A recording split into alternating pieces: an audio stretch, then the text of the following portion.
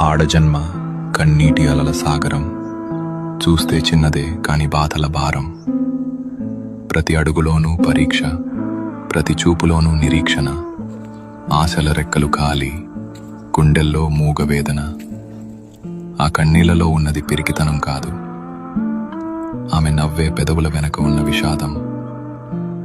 లోపల ఎన్ని గాయాలైనా బయట పడనీయదు, గతం ఎన్ని చీకట్లను తెచ్చినా తలెత్తుకు బతుకుతుంది.